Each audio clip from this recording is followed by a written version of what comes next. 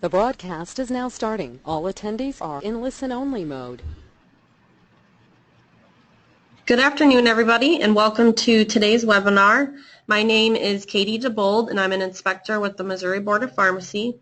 I also have with me today Tom Glensky, the Chief Inspector, and he will be assisting with the question and answer portion of today's webinar. So just to get started on some housekeeping stuff about the webinar process, if you've never been to one of our webinars before, all the participants will be muted and in listen-only mode. If your webinar program is giving you grief, you can also listen via telephone, and you just need to call and enter the access code in order to do that. This webinar is board approved for 1 hour of live pharmacist continuing education. You must be officially signed up and logged on via your computer. If you are watching with a group of people, only one person will get the CE, and that's the person that is logged in. The CE credit is not issued to those that are listening on the telephone, and in order to get the CE credit, you need to complete a post-survey within 48 hours after the end of the webinar, and we'll tell you how to do that towards the end. Just a reminder that CE credit is not submitted to the CPE monitor. We will instead be sending you a certificate. Handouts for today's webinar are posted on the board's website, and this webinar is also being recorded. You should be able to access a recording of the webinar by clicking on the Publications and Resources link on the board's website. There's no CE credit for watching the recorded webinar. If you have any questions throughout the webinar, feel free to type them in your question box on your GoToWebinar, and we will do our best to answer as many questions as we can at the end of the webinar. To get started, we'll just review some of the objectives, pretty basic. I will just be providing guidance on garbing and cleaning, which were two of the areas that were updated on our emergency sterile compounding rule, and we'll also be answering questions. So I first would like to review some of the definitions in case you are unable to attend our other webinar. I just wanted to review some of this new terminology so that you will know throughout the webinar what I'm referring to. So the first definition is buffer area. So buffer area is an ISO class 7 or better area where the primary engineering control, or PEC, is physically located.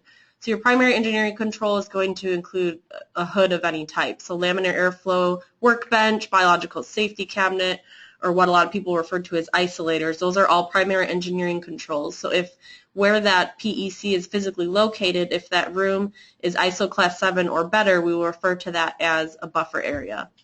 Controlled area is a room or area designated for sterile compounding, and this area may not necessarily be within an ISO classified area, so there isn't necessarily a system in place to help with your particle counts, but you still are using that area for sterile compounding. So we refer to that type of area as a controlled area. That area should be separated from other activities and operations by a line of demarcation. RABS is some new terminology. It stands for Restricted Access Barrier System, and it's the new terminology for primary engineering controls that people currently refer to as isolators. Some people refer to them as glove boxes, so just so everyone's on the same page with that. RABS includes two different types. So there's a CAI, which is compounding aseptic isolator, which is used for non-hazardous drugs, and CACI, which is compounding aseptic containment isolator, which is used for the compounding of hazardous drugs. So I just wanted to start off with discussing why garbing is so important. Humans are massive particle generators, and we are often the largest source of contamination within our compounding areas. So in order to prevent that contamination within our compounding area and subsequently within our preparations, we need to cover ourselves up to help prevent that from happening. So I provided some facts here about the human skin, and just to give some perspective about how particle shedding can affect our sterile compounding processes. So the outer layer of human skin can host up to 1 million microorganisms per square centimeter. So we're basically covered in microorganisms, and a typical person sheds 30 to 40,000 dead skin cells from the surface of your skin every minute. And that increases drastically when you're moving around. So if you're walking, that number increases to 5 million particles per minute. And on one particle, on average, there are 4 microorganisms per that skin cell or particle.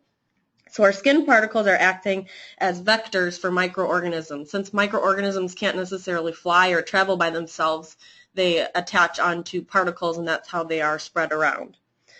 So of those bacteria, there are approximately 1,000 different species on the human skin. The most commonly found ones on the skin include Acinetobacteria, which includes Micrococcus, Corynebacteria, and Propionibacteria. Firmicutes includes Clostridia and Bacillus. Proteobacteria includes things like E. coli, Salmonella, and Bacteroidetes, which is an anaerobic bacteria that is found within the skin. So the bacteria colonization will differ depending upon the location in the body, but that just kind of gives you an idea of the different bugs that are living on our skin. So as you can see, any exposed skin can result in massive amounts of particle generation and subsequently can result in microbial contamination within your compounding area. So that's why garbing is such an important practice for sterile compounding. So the emergency rule garbing requirements were increased. The biggest change was made for risk level 1 compounders. We went from no garbing required to now requiring non-shedding gowns, hair covers, face masks, beard covers, and gloves. For risk level 2, we added on the requirement to have shoe covers and sterile gloves. And then for risk level 3, we made the requirement that the gloves now need to be sterile. So the garbing for risk level 2 and 3 are actually identical now. So it includes non-shedding gowns, hair cover, face mask, beard cover, shoe covers, and sterile gloves. I just want to point out that there aren't any exemptions made for people that are using the RAB. So remember, that's the new isolator for new terminology for isolator. If you have a RABs and your manufacturer recommends certain gowning procedures, that would no longer apply. You still need to garb according to your risk level. All personnel that are entering the buffer or controlled area must be garbed. So if you have an ISO class 7 area, you must be garbed before you enter that area. And if you have a controlled area, once you cross that line of demarcation, you need to be garbed.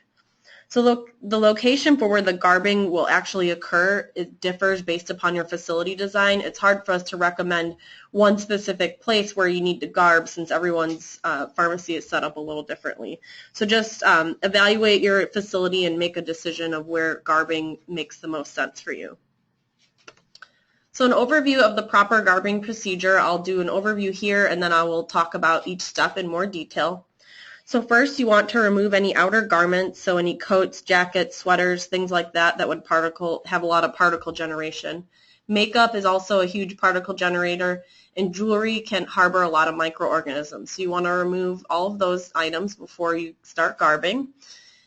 For your legs and ankles, you want to make sure that they are covered with pants or socks, because the gowns oftentimes are not long enough to cover any exposed skin, so it is best to wear pants and socks for that reason. Garbing order should occur from dirtiest to cleanest, and the order that I will be discussing here is a preferred garbing order. We do recognize that depending upon your facility design, it might be appropriate to don shoe covers first and then do your hair cover and then your face mask. So there might be some variance between steps 1 through 3, but the rest of the steps should be done in the order that I'm discussing today.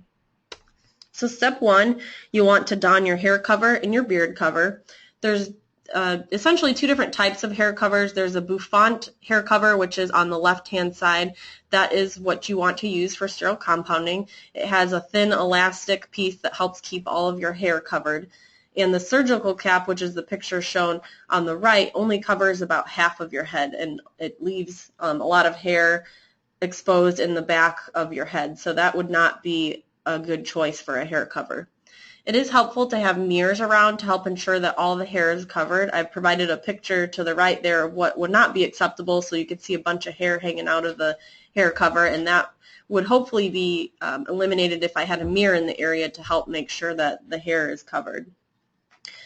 If you have bald personnel within the sterile compounding area, they also need to don a hair cover, and just because they don't have hair, their scalp still can generate a lot of particles.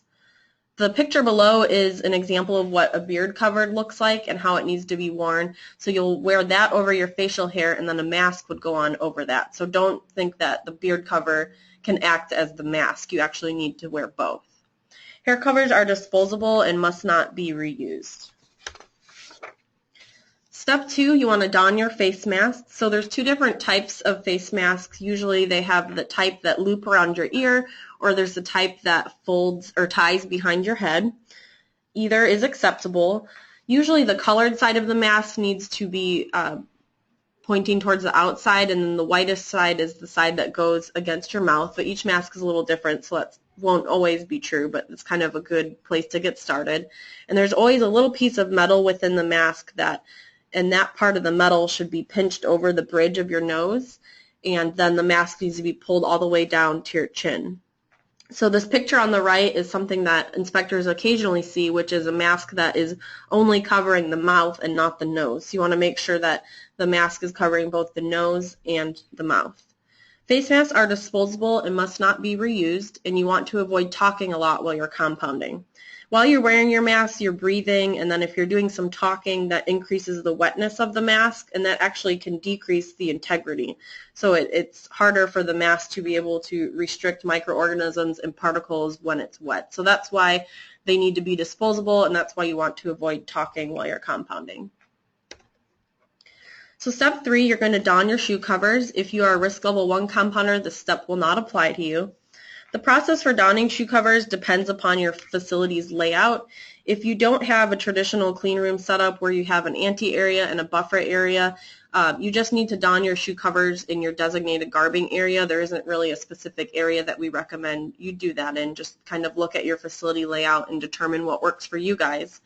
If you do have a traditional clean room setup with an ante room and a buffer area, I will be reviewing the preferred garbing procedure for that. And I have just a reminder that that's not required by Missouri law, but if you have a room that's set up like that, this is the best way to do it. So I have a little diagram here on your slide that shows the ante area and the buffer area. So the buffer area is where your primary engineering controls is physically located, and then your ante area is where your sink and your garbing and everything occurs. So within the ante area, if you have a line of demarcation, it would separate the dirty side of the ante area and the clean side of the ante area. Now, obviously, there's no magic within that line of demarcation. It doesn't prevent microorganisms from traveling over the line, but it's mostly an operational tool to assist your employees of where the clean side of the ante room is, and that way your employees have to be more cognizant that they need to do cleaner activities on that side. So what you would do to don your shoe covers is you would already have your hair cover and your mask on. You would take your shoe covers to the line of demarcation, and you would place your shoe cover on one shoe and then step into the clean side, and then do the same with your other shoe and step onto the clean side. So once you're on the clean side, it's preferred to stay on that side and not cross over to the dirty side. So this next slide, I have a picture of that process. So I'm starting on the dirty side of the clean room on that line of demarcation, donning that shoe cover, and then placing it onto the clean side. So then you kind of straddle the line and you repeat the process with your other shoe and then step onto the clean side. So once you've done that, you remain on the clean side. It's a good idea to have a bench or a stool near this location, and then that way people aren't toppling over on you. Again, the ante area is not required by Missouri law, but if you have one, this is the best way to don your shoe covers, is with an operational line of demarcation. Shoe covers are disposable and must not be reused. Step 4 is hand washing. So the hand washing process is to clean your hands and forearms for a minimum of 30 seconds under warm running water.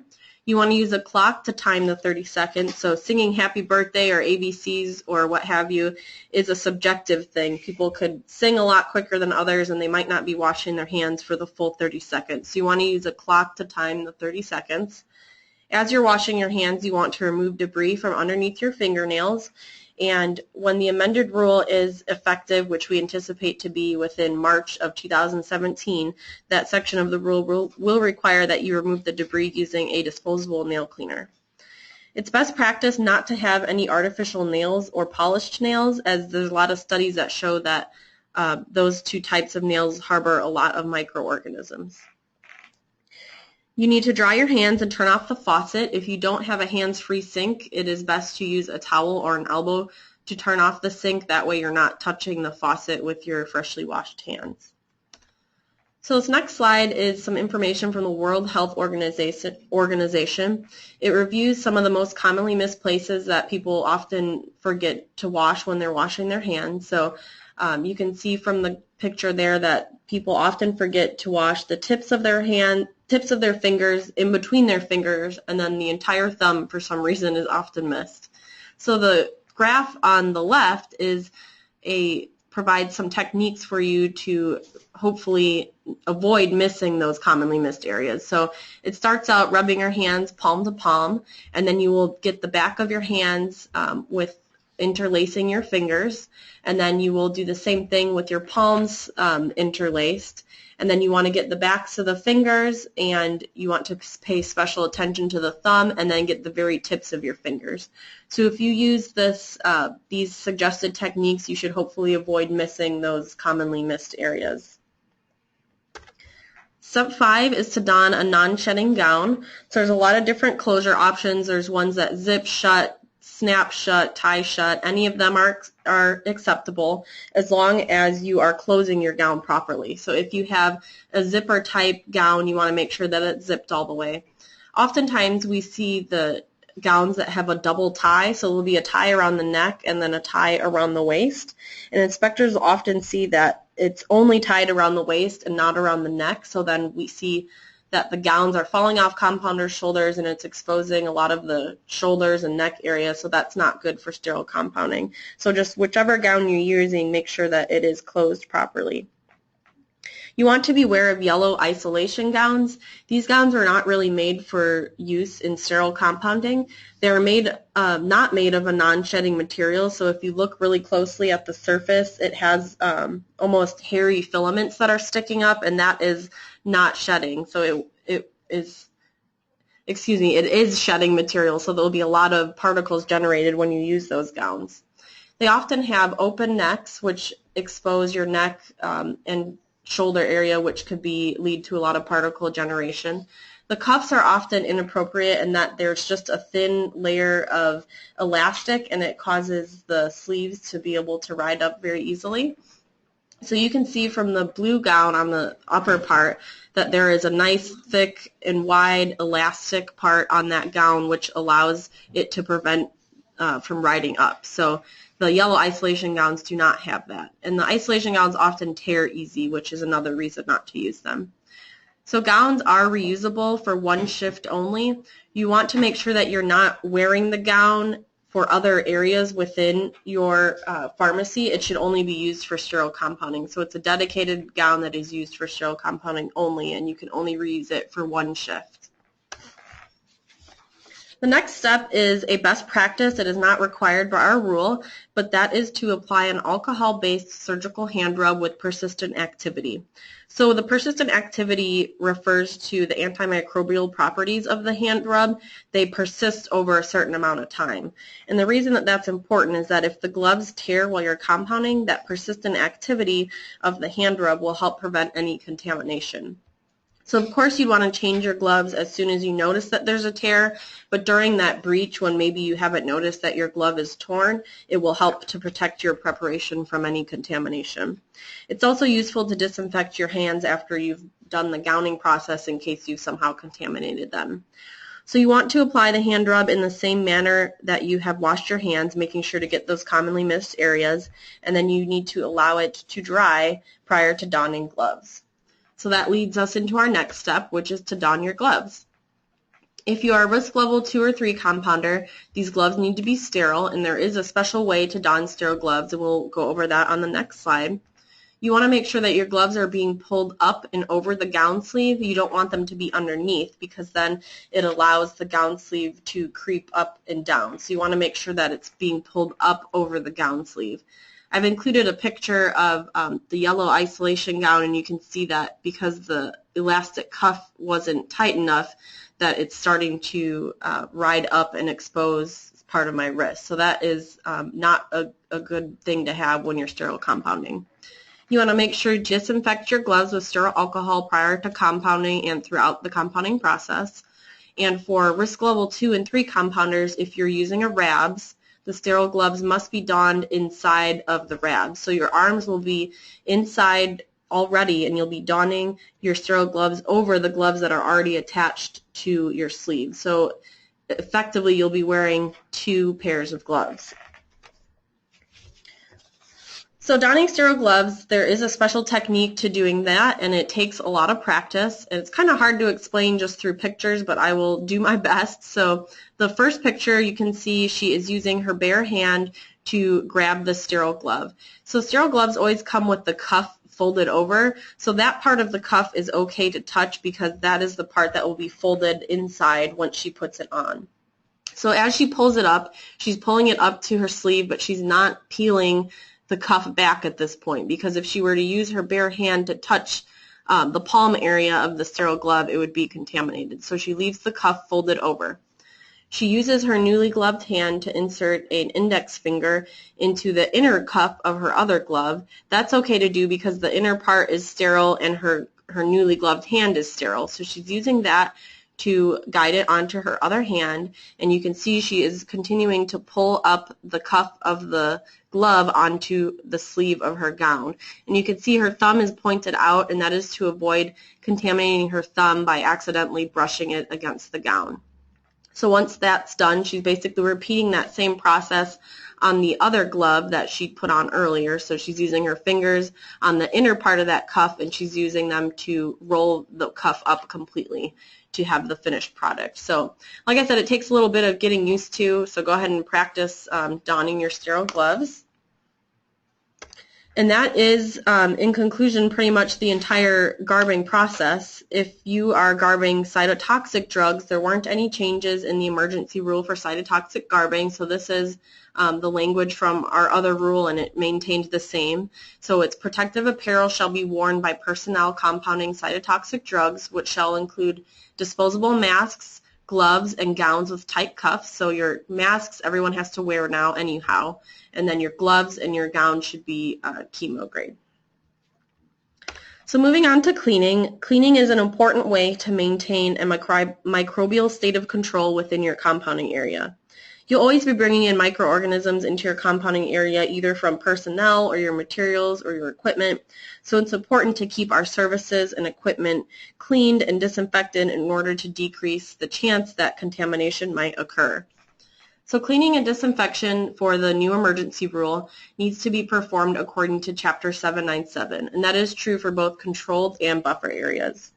So your ISO Class 5 areas, or your primary engineering controls, need to be cleaned daily using a germicidal detergent followed by sterile alcohol. And then throughout the day, you also need to do frequent disinfection of your work surface, which should include prior to compounding, between batches, and after any spills or surface contamination, and that is done with sterile alcohol. Counters and work surfaces need to be cleaned daily, so this is going to include any horizontal, easily cleanable work surfaces, so things like pass-throughs, cart surfaces, high-touch surfaces like phones, door handles, that sort of thing. Those should all be cleaned on a daily basis. Floors should be cleaned daily. Walls, ceilings, and storage shelving should all be cleaned monthly. And the storage shelving does include the bins that you're storing your drugs and your syringes and that sort of thing in. If compounding occurs less often than the specified frequencies, cleaning must occur prior to each compounding session. So for example, if you don't compound that often, you go an entire month without doing any compounds, it would be okay to skip the cleaning for that month. However, that next month, when you get ready to compound, you would have to clean the entire room. So you'd have to do the walls, ceilings, storage shelving, counters, floors, everything before you start compounding. Same thing would be true with if you do weekly compounding. You wouldn't necessarily have to go in every day and do the daily cleaning, but before you get started on that day of the week, you would have to do your counters, work surfaces, and floors that didn't get done the day before. So this next slide is an overview about cleaning and disinfection. Cleaning and disinfection are actually two distinct processes, and I just wanted to explain the differences between them. So cleaning is a mechanical process using soap or detergent and water to remove dirt, debris, and germs. It also removes invisible debris that might interfere with disinfection. So even though you might not be able to visually tell that it looks soiled, there is some invisible debris that it is soiled and needs to be removed before you apply your disinfectant. The process of disinfection is a chemical process that uses specific products to destroy 100% of harmful bacteria, viruses, and fungi, but disinfection doesn't necessarily get rid of spores on environmental surfaces. So in short, cleaning gets rid of the grime and invisible soil, while disinfection is the process that actually kills the microorganism. So for a disinfectant to work effectively, soil such as grease and dust particles must be removed first using a suitable cleanroom grade detergent. So without that cleaning step, the disinfection won't work properly. A lot of cleanroom products are a cleaner and disinfectant combination, so they're usually a disinfectant and then the manufacturer will add some sort of detergent in there to make it a cleaning agent.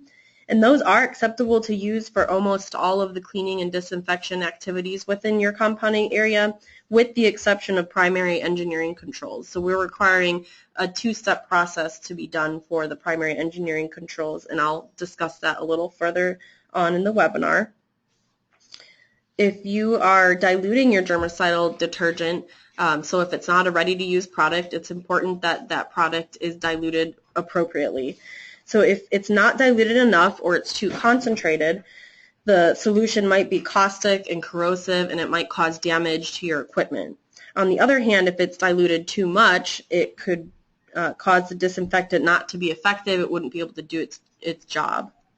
It's also essential to maintain a proper contact time for your disinfectant. So a lot of disinfectants have a dwell time in which it must sit on the surface for a certain amount of time before it becomes active. So that's also an important thing to consider. So this next slide is to review some of the different types of disinfectants. If you were on my last webinar, you'll remember that I said that the board is not allowed to recommend specific brands or vendors for cleaning supplies. However, I can go over the different types there are, and then you can use this to help make your decision. So if this list is not exhaustive of all the disinfectants, but it kind of gets you started. So with a lot of these, if you do a search of the type of the disinfectant and then you add the word clean room or something after it, you should be able to get a lot of choices to choose from. There's also a lot of different articles and resources out there that can help assist in choosing clean room products. So some of the common disinfectants include isopropyl alcohol, 70%, accelerated hydrogen peroxide, 0.5%. Quaternary ammonium is a common one used, and that ranges in 0.4 to 1.6%. Phenolics, which is 0.4 to 1.6%, and chlorine, which is 100 to 5,000 parts per million. So a lot of these, like I said, are the manufacturers will make them into a cleaner and disinfectant combination by adding a detergent into it. So all of the above disinfectants are effective against bacteria, lipophilic viruses, and fungi, and there will be variable effectiveness against hydrophilic viruses and spores, so you might need to do a little bit of homework to see what the differences are between them. And contact time is essential for microorganism inactivation. So the contact time is the time that it takes for the disinfectant to bind to the microorganism, travel through the cell wall and membrane, and reach its specific target. So it's important to refer to your manufacturer for how long that contact time is. So it can range from less than 1 minute all the way up to 10 minutes. And the contact time is usually going to be longer if it is a sporicidal agent, so that takes a little bit longer. So some of the disinfectants will take care of spores, but you would just have to let it sit a little longer than compared to your regular daily cleaning. Some other differences between the agents include corrosive and residue properties will differ between your agents. You'll need to do a little bit of research on that as well. So first I'd like to start off with going into more detail of how to clean our primary engineering controls. Primary engineering controls is of course our most commonly used piece of equipment in sterile compounding, so we need to make sure that it is cleaned and disinfected properly. So like I mentioned earlier, cleaning your primary engineering control is going to be a two-step process. Before you start that two-step process, you can look, it's a good idea to evaluate your primary engineering control for any heavily soiled areas. So if you have a big spill or some dried on dextrose or something like that, you could apply sterile water before you start the cleaning process to help assist that process. After that's done, you would apply a germicidal detergent to all surfaces within the primary engineering control. And I'll be reviewing the proper order of that on the next slide. But you will apply a germicidal detergent to all the surfaces, and then you will follow that same process using a second agent, which is sterile 70% isopropyl alcohol. If you need to dilute your germicidal detergent, so if it's not ready to use, you must use sterile water whenever you are diluting it to be used within the primary engineering control. I've included a chart here that just shows the different microbial contamination levels between the different types of water. So tap water contains 500 colony-forming units per mil in just 1 mil of tap water, and pyrogens, it contains about 100 endotoxin units per mil. So tap water would definitely not be a good thing to use for within your primary engineering control. Purified or distilled water gets a little better, so it has 100 CFUs per mil and then 0.25 endotoxin units per mil. And then water for injection is less than 10 CFUs per mil and less than 0.25 endotoxin units per mil. So you want to make sure that you are for sure using sterile water when you're diluting your germicidal detergents. As far as your wipes go, you want to use a low lint wipe. You don't want to use any brown paper towels or household paper towels or cotton gauze, as those generate a lot of particles, and I've included some pictures of what those look like to the right there. Pre-saturated wipes are okay to use. You just have to keep in mind or remember that if it's something that has a longer contact time, the pre-saturated wipes might not be the best way to apply the product. Sterile wipes are considered best practice for ISO Class 5 areas, but they are not required by our rule. Another optional thing that you could do when you're cleaning primary engineering controls is to rotate a sporicidal agent into your cleaning schedule on either a weekly or a monthly basis. Again, not required by our rule. However, if your disinfectant agent does not cover sporicides, it is a good idea to introduce that into your environment. So sometimes your disinfectant may kill spores, but it just has to sit a little longer. And other times you might have to use a different disinfectant altogether, but it's also a good thing to include into your cleaning schedule. So as far as the order of how to clean your surfaces within your primary engineering control, you always want to clean cleanest to dirtiest, top to bottom, and then back to front. So that would start off by cleaning the ceiling of your primary engineering control, because that's going to be generally the cleaner area on your primary engineering control. So you will start in the top upper corner and you will work your way in horizontal overlapping strokes towards the compounder. Next, you would do the back of the primary engineering control. So again, you're starting in the top upper corner, working in horizontal overlapping strokes. You will work your way down towards the work surface of the primary engineering control. There's a common myth that the HEPA filter cannot be touched or cleaned. That would be true if the HEPA filter were just sitting bare within the primary engineering control, but it's always protected by a metal grate. And that metal grate needs to be cleaned and disinfected because it is a surface that could have microorganisms on it. So we do need to clean that metal grate. Just remember that cleaning agents should not be sprayed directly into that filter. So when you're cleaning either your ceiling or your back, depending on where your filter is located, you need to clean your agent onto a wipe versus spraying directly into it. Next, you would clean your IV pole and your hooks, and follow that by cleaning the sides. So again, starting in the upper back corner of the primary engineering control and working towards the compounder. Anything that kind of lives in the PEC, so your sharps container, an automated compounder, that sort of thing needs to be cleaned. And then the very last thing you'll do is to wipe off your work surface, again starting in the back corner and then working your way in horizontal strokes towards the compounder. So you will apply a germicidal detergent to all of those surfaces, so surfaces 1 through 6, and then you will repeat that very same process by using sterile alcohol. You want to make sure that you're using overlapping strokes, no circular motions, and it is best to use a new wipe for each surface. So there's some different things you have to consider when you are cleaning a RABS or a CAI or a CACI. It is okay to open them for cleaning purposes, and you must be fully garbed when this happens. Now, technically, you should already be fully garbed because you are standing within your buffer area or your controlled area, but just a reminder that you do need to be fully garbed. And some people will open them up for the cleaning purpose, so that would be when you're applying the germicidal detergent, and then some people will close it during the disinfection process. That's an okay process, but you can also just do both steps with it open as well. So you have two different chambers when you're cleaning RABs. There's the antechamber, which is where the material transfer occurs, and that's where it's open to the environment.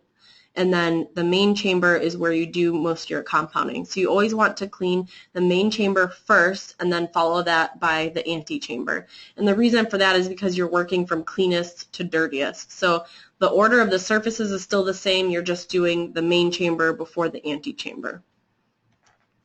Other things to remember when you are cleaning RABs is that there's a few additional things to clean. So you'll need to clean the sleeves, the front panel, and then also a lot of RABs have a spill tray that is located where you can remove the work surfaces, and then there's a tray underneath where it catches things that kind of fall down there. So that can get pretty dirty, so you want to make sure to clean under there, and I've included a picture to show where someone's taking out the tray. So the underneath part is where you need to clean there. They do make isolator cleaning tools, which are just basically mini mops that you can use to get the hard to reach areas, and those are pretty helpful, especially if the RABs is closed and it's hard to reach the back, for example. You have to make sure that you replace the mop heads often if you choose to use those. So that concludes the primary engineering control process. So we're going to move on to cleaning your controlled or buffer areas. So first, when you're selecting your cleaning materials for the controlled or buffer areas, you want to make sure that you are having cleaning tools that are dedicated for just that area. So you don't want to be using the same tools that you're using to clean other areas of your pharmacy because it can result in some cross-contamination. You want to make sure that your cleaning tools are composed of a non-shedding material, so no wooden handles or anything like that. For your mops, it is best to use disposable mop heads. You want to avoid using the cellulose spongy type mop heads because those can harbor a lot of microorganisms. Mopping should always be done at a time when no sterile compounding is occurring, and that's because it's a huge particle generating activity. And so that would probably be best done at the end of the day. And you always want to move from the cleaner area to the dirty area. So if you have a buffer area and an ante area, you would do the buffer area first and then mop the ante area second. If you're using buckets, it's best to have a dedicated bucket for each area. So you would have a bucket for your walls and your ceilings, and then a bucket for your floor, and then if you used a bucket for diluting for your primary engineering control, that would be its own bucket. You just want to keep the microbial contamination kind of contained to where it normally is. As far as what to use when you're cleaning your floors, work surfaces, walls, and ceilings, I would recommend using a germicidal detergent. I would recommend the disinfectants that have the detergent already added, so then that way you don't have to do a two-step process. You could just do the one-step process. Steam is okay to be used. Some people like to use steam to get rid of the excess residue, and that would be okay as long as you are following that step with the germicidal detergent. And if you do use steam mops, make sure that you're emptying out the container that has the water so you're not having standing water within your compounding area. So common places that people forget to clean, I just wanted to review some of these places so that you can go back to your own pharmacy and do an assessment of if you are cleaning properly or if you kind of need to improve what you're doing. So common places include behind the primary engineering control, the top and exterior of the primary engineering control, under the tray of the primary engineering control, so that would be the spill tray that I was talking about earlier. Underneath automated compounding devices, a lot of times those are big heavy machines and people don't want to move them for cleaning. Return air vents can get pretty dusty. Even if you're just running a mop over them, that's usually not good enough. You have to get a cloth and get each individual slat of the return air vent. Wheels of carts and storage shelves and chairs are often forgotten. Storage bins where you're storing like your syringes and drugs can get a lot of particles generated in there. Sharps bins, the exterior of your sharps bin, and then sometimes they're sitting in a caster type container, so a lot of times people forget to clean that. The exterior of trash cans can get pretty dirty, and then also under fatigue mats. So you want to make sure that when you're doing your mopping, you are moving the fatigue mats to mop underneath them and cleaning the fatigue mats themselves as well. So now I've got some pictures that I've collected upon different inspections, so it kind of gives you some ideas of what is not appropriate cleaning and things to avoid. So this first picture is a spill tray of a primary engineering control, and you can see if you look through the holes there, there's some white crusty residue, so that hasn't been cleaned in a while, so that needs to be cleaned. Here's another spill tray of a primary engineering control, and this one's concerning because it's right next to the horizontal work surface of the primary engineering control. So you want to make sure if you have a setup similar to that, that area is cleaned properly. This is a picture from behind a primary engineering control, so you can see a lot of stuff has fallen back there. There's some dust bunnies, so make sure that you are cleaning behind the primary engineering control, both on the floor and the wall behind there. These pictures are just exterior of the primary engineering control in general, so the one on the upper left shows some dust and debris that's collected around the leg of the primary engineering control. The picture on the right is kind of hard to see it, but that is the top of a primary engineering control, and it's very, very dusty. And then the one on the bottom is just some crusty residue that was on the outside of primary engineering control. So wheels and sharp spins, so this is an example of a chair that was dusty and had a lot of debris on it, and then the sharp spins, the container that the sharp spin sits in was very dirty, and these were located in buffer areas. Storage shelves and fridges, if you have a pass-through fridge, you want to maintain the cleanliness of your pass-through fridge, and you can see all the particles and debris that the storage bins can generate. So that concludes most of the cleaning section.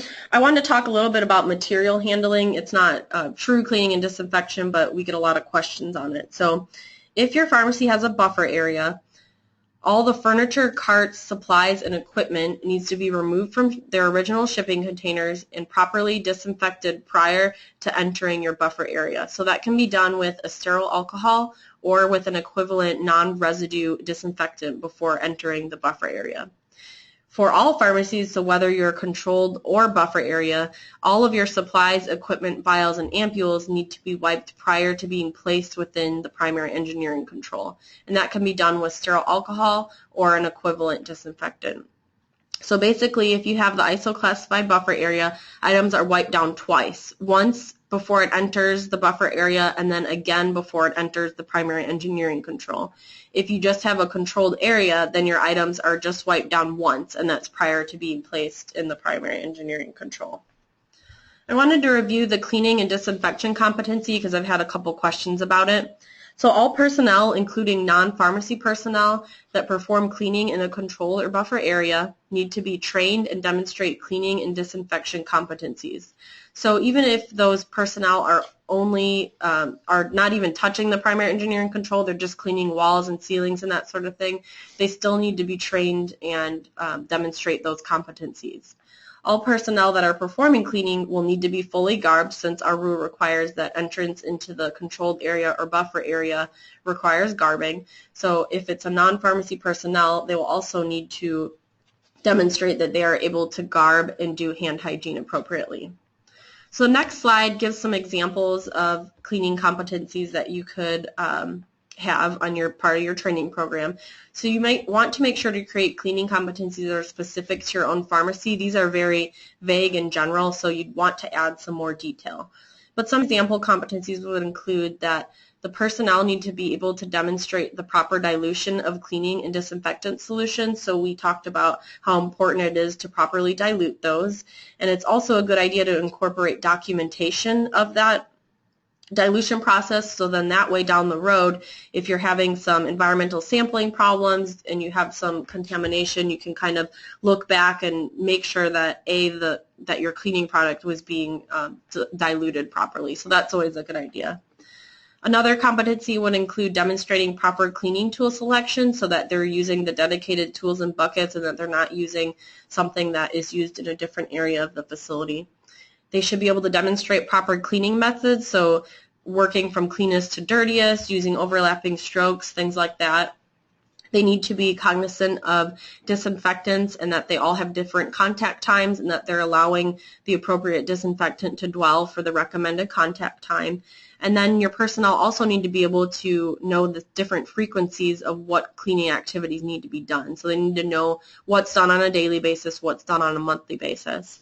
And I would also probably have one cleaning competency that's very specific for the primary engineering control, since that is one of the most important pieces of equipment that we use. So that concludes today's webinar on garbing and cleaning. So I just wanted to invite everybody to our next webinar, which is August 25th at 10 a.m., and I will be reviewing aseptic technique skill assessment and media fills. And directly following that will also be a lunch with the chief inspector webinar, and we will be reviewing legislative updates at that time. So now we will take some questions. Okay, we have a question from a technician who wants to verify that when a pharmacist comes in to check his work, do they need to wash up and garb completely every time they come into the clean room? Yes, the answer is yes. So anytime you've crossed into your buffer area or controlled area, everyone needs to be garbed up because we want to avoid all that particle generation from exposed skin.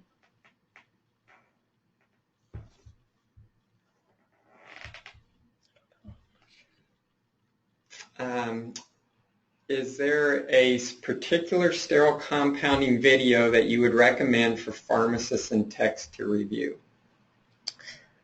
This goes back to not being able to recommend certain brands or vendors. There are a lot of different pharmacy organizations out there that provide those sort of resources, but I can't necessarily give you specifics. What are the requirements for those who need to wear a beard cover? What is considered a beard these days? I would say, general stubble is okay, but if you have anything much more than that, I would say you should be donning a beard cover. We have a question regarding the order of face mask, hair covers, and shoe covers, saying that there could be other organizations out there suggesting shoe covers first. Right, and that was something that I kind of alluded to, that that would be an acceptable. We recognize that there are variances between organizations that say shoe covers before hair covers, so we will accept a few variants in whether the shoe covers are done first versus the hair cover. It just kind of whatever makes sense for your facility, so that would be acceptable. What is the preferred chemical to use for hand washing prior to entering the clean room? I don't believe our rule necessarily recommends a specific soap to be used. I think any sort of basic soap would be okay.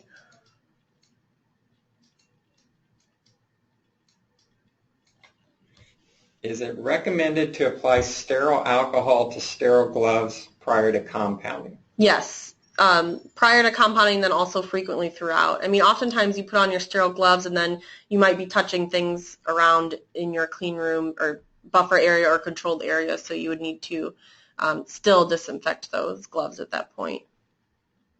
Okay, this question refers to RABs. You're donning the sterile gloves inside the RABs. They want to know, aren't you introducing particles when you open the package inside the hood? Generally, those packages are made to be low particle generating because not only are they being used by sterile compounders, but they might be being used by surgeons and people like that. So they're generally made to not introduce a lot of particles, similar to how when you open a syringe package, those, yes, they do generate some particle, but not as much as if you were tearing just a regular piece of paper or something like that. Where and at what point in the compounding process do you suggest donning sterile gloves? So it's usually best to do in your buffer area, and so you would be in your buffer area immediately before you're beginning to compound. That's when you would put on your sterile gloves. So some people will put on just regular gloves if they're just doing material handling within that area. So if they're just gathering supplies and that sort of thing, they can wear regular gloves, but then right before you get ready to do your sterile compounding, you could switch to your sterile gloves.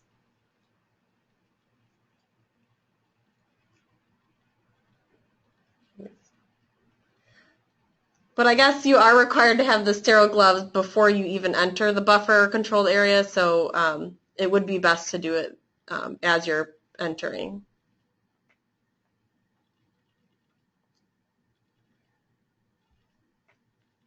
Are you required to clean your PEC on days that you're not using it? No, you just have to clean them. If you don't use it one day, you don't necessarily have to go in and clean it, but then before you start compounding on that following day, you would have to go in and clean your PEC.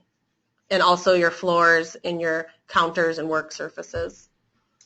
What's the difference between sterile isopropyl alcohol and standard isopropyl alcohol? So the difference between sterile alcohol and standard isopropyl alcohol is that spores can actually survive in standard alcohol, and manufacturers don't remove them from standard IPA. So sterile alcohol has actually been irradiated to remove those spores from the alcohol, and that's why we recommend sterile to be used. It says the germicidal agent states it should be sprayed directly on the surface to be cleaned. They want to know, is it okay to spray, or should it be put on a pad and then wiped? You can spray all of the surfaces with the exception of the metal grate that's protecting your filter. So that one you would want to spray or wipe and get it as saturated as you can for either your ceiling or your back, wherever your filter is. But all the other surfaces are okay to spray directly onto the surface. That would be okay. When cleaning inside the PEC, do you have to use a new wipe for each surface, or can you fold it and do the fold it into fourths? That would also be acceptable.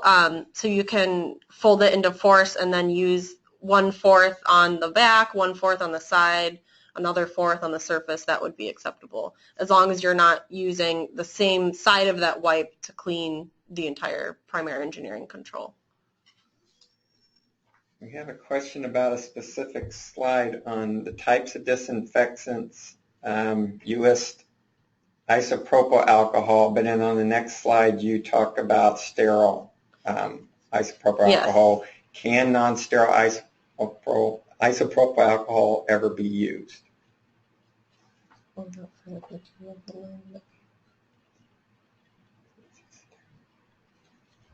Our rule requires that it has to be sterile. So I forgot to put that terminology in there, but it should be sterile. Okay. This is a scenario of 2 tacky mats in the anteroom. One represents our line of demarcation. The other is placed in front of the door leading into the buffer room. They want to clarify, are both of these mats now prohibited in the anteroom? If your anteroom is an ISO classified area, then the answer would be you can no longer have them in any ISO classified area. Our rule does not address or require an anteroom, but if it is an ISO classified area, the rule does say you're not to have mats, tacky mats in there.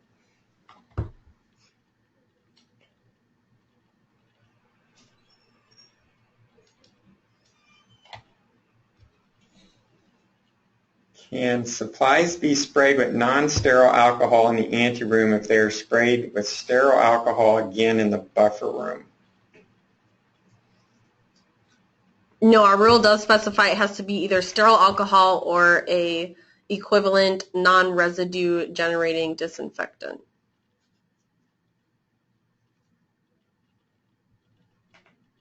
It says if you don't, I assume, go into your, I think they're talking, I'm not sure what kind of room they're talking about. If you don't go in daily, then should you clean the floors before compounding, or do you clean them and then clean again after you finish compounding?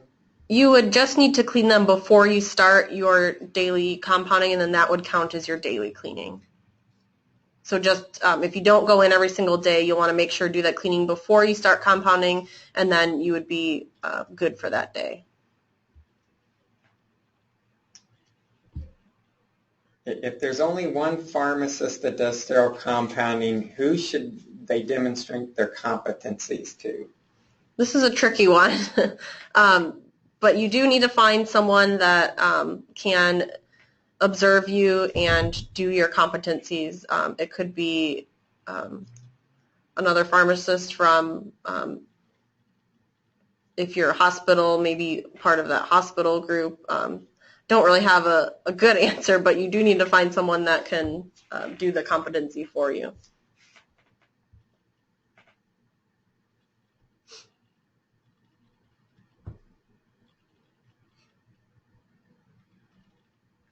Okay, we have a question about a PEC, which the manufacturer indicates that no garb is needed.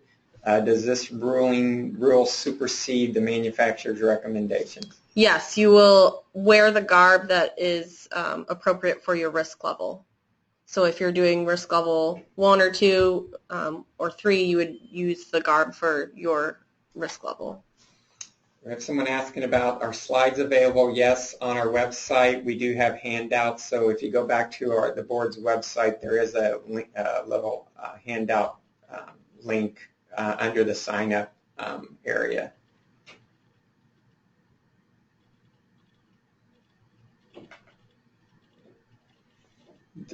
They want to clarify, is a beard cover required if you don't have a beard? No, it's only if you have, like I said earlier, like more than your basic stubble, then you would need a beard cover. So it's not just everyone, it's only if you have facial hair.